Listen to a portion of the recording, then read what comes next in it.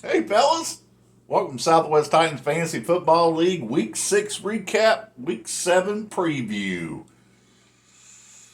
I'm sorry if I whine a little bit this week, but I don't have anyone to talk to other than you guys, and I'm really not even talking to you guys, so whatever. We have a new stud of the week. Of course, previously winless, and he has his best game of the season. D's nuts! Guess who he was playing? Me.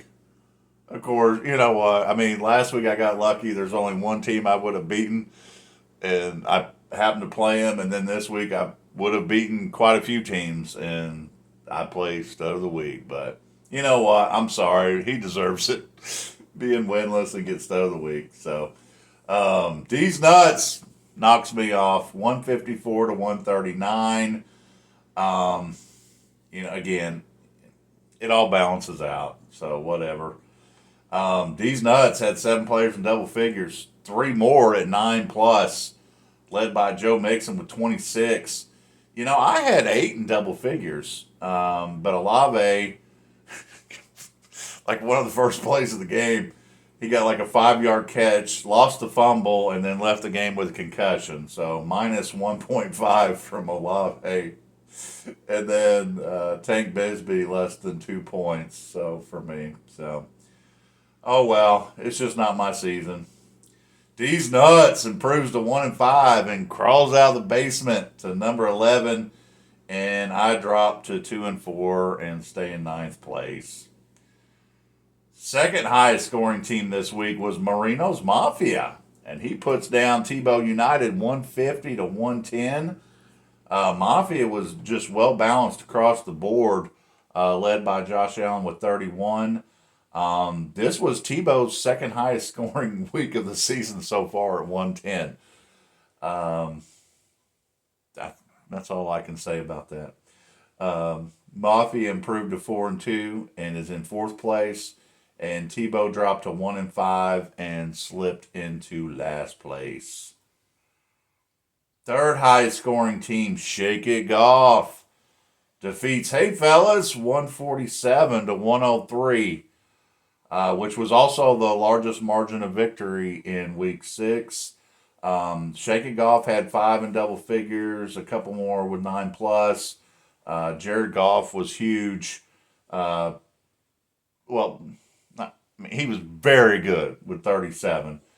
Um, hey, fellas, highest scoring player was Bucky Irving with 16. Bucky Irving. Oh yeah, I dropped Bucky Irving last week because I was tired of his split carries with Rashad White, so I dropped him, and then White was ruled out of the game, and Bucky got most of the carries. It's just that's the way my season's going. I'm I'm glad you got something out of it. Hey fellas. Unfortunately, it wasn't enough for you. Ah, so Shake It Golf. Shake It Golf is sitting at 3-3 in sixth place, and Hey Fellas drops to 1-5 and is in 10th place. If I look at that correctly,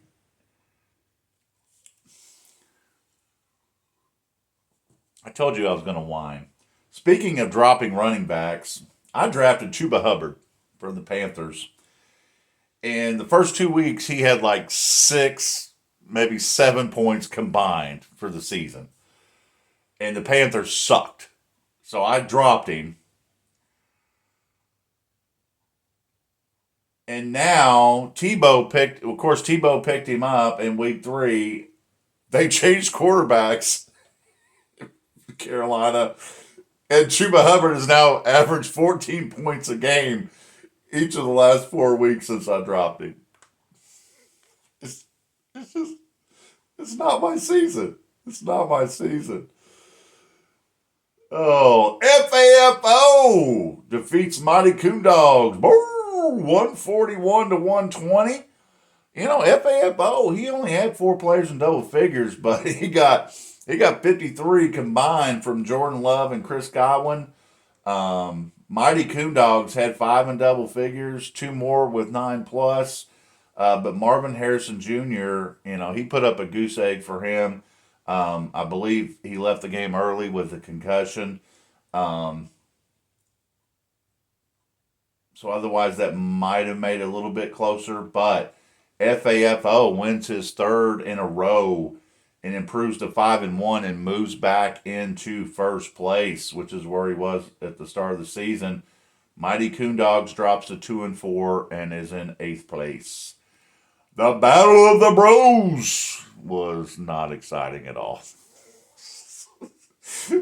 But Paducah fans, the older bro edged out the younger bro, Cowpokes, 120 to 115. Again, neither was spectacular, but it didn't help Cowpokes that Dak Prescott only got 3 points. I mean, as a fellow Cowboys fan, that game was brutal. That game was brutal. And then David and I texted a little bit, and he's like, "Well, now Dak's got to throw. Maybe I'll get some points." Well, they even pulled him out of the game. They're like, "We're getting beat so bad that they put Cooper Rush, the backup, in."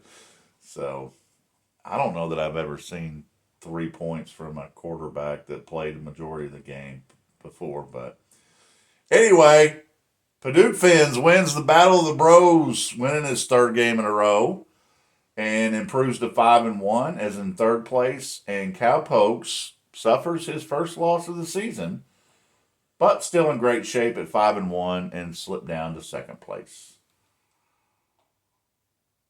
Also, another close matchup with some lower scores. IH Braves defeated Ozark Mountain Daredevils 117 to 112. IH Braves had 7 players in double figures. Nothing spectacular across the board, but he did have 7 in double figures. He did get negative points from Travis Etienne from the Jags, who left the game fairly early with an injury. And that brings me to, I have Bigsby. And I was like, oh, they keep splitting carries. Now Bigsby's going to get most of the work. No, the Jags were losing so bad, they played their third running back, Johnson, for all their passing downs, which was virtually every play for most of the second half because they were getting beat so bad. I can't catch a break. It's not my season. Ozark had his lowest scoring game of the season, and also too, his points have dropped each of the last 4 weeks in a row. So that's something to keep an eye on. IH Braves improved to 3-3 and is in 7th place. And Ozark, undefeated, 4-0 2 weeks ago, drops his second in a row and moves to 4-2 in 5th place. Now for our Week 7 preview. Number 1, FAFO versus number 5, Ozark Mountain Daredevils. Head to head this season, they would be tied at 3-3. But again, as I mentioned, Ozark's points have been declining each of the last 4 weeks. FAFO would have been 2-0 the last 2 weeks. Median points, FAFO with a slight edge, 136 to 133. Projection tells a much different story. FAFO by 35, and that is because he got 30 from his Denver defense on Thursday night, which was way above its projection. So, because of that great start, and with Ozark's declining trends, I am picking FAFO for the win. But GW disagrees and thinks Ozark will get back on track this week for a win. So we're off to disagreements already. Number 2, Cowpokes versus number 9, Rise Rabbits. Boo. Cowpokes this season would be 4-2 head to head.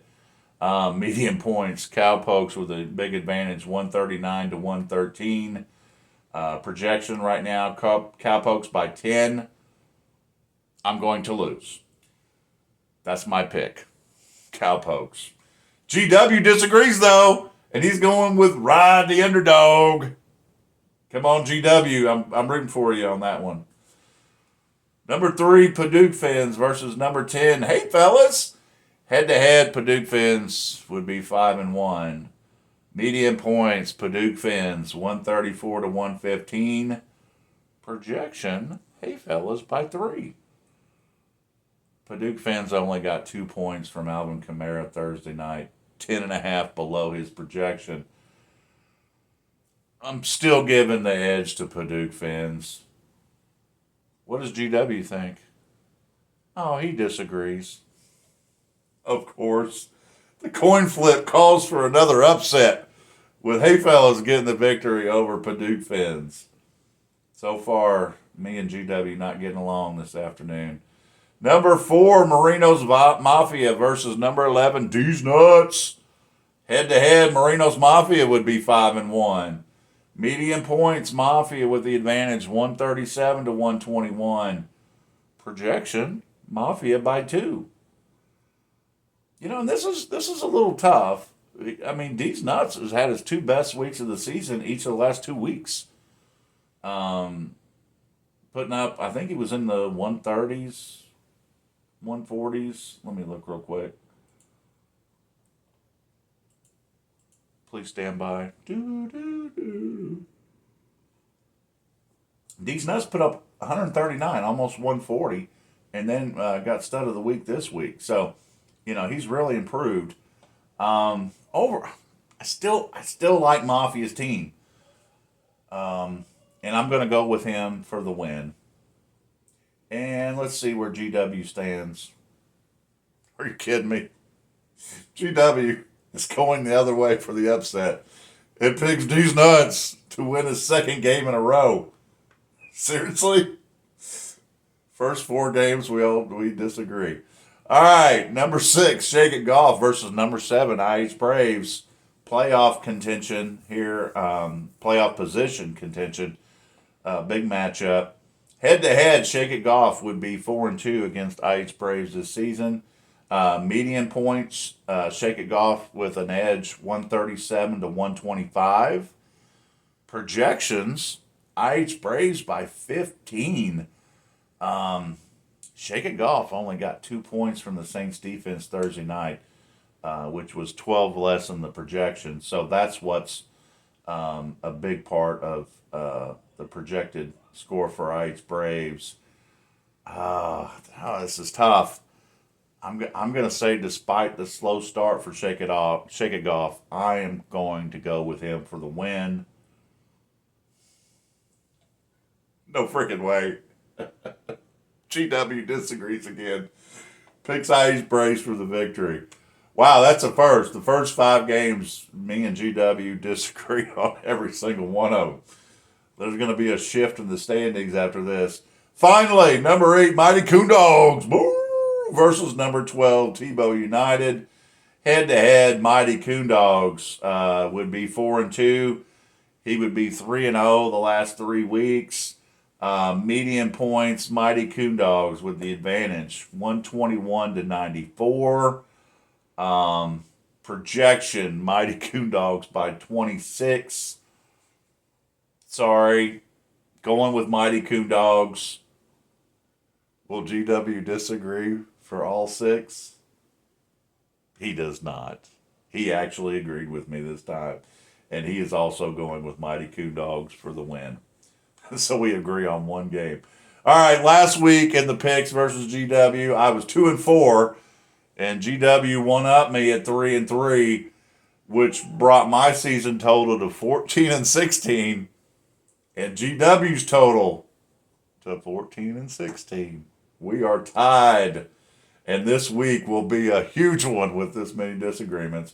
All right, fellas. I hope you're having a great weekend. I think we have another Sunday morning game. Oh, crap. I think we have another Sunday morning game. Who's playing? It's the Jaguars, because they played there last week, and then they stayed the whole week there, which they did that last season. And I don't remember exactly what happened. I don't think they did very well the first week, but then once they stayed there the whole week, I think they tore it up. So that's what I'm pulling for. I'm gonna stick with Tank Bisbee one more week because Ride so far this season would have dropped his ass already after last week, and I'm like, no, I'm gonna start him again. We're gonna see what happens. The Jaguars are playing the Patriots. That's right, on Sunday morning, 8:30 Central, while I'm having coffee. Hope you're having a great weekend, fellas, and good luck. My clicker. What's wrong with my clicker? What's wrong with my... Damn it.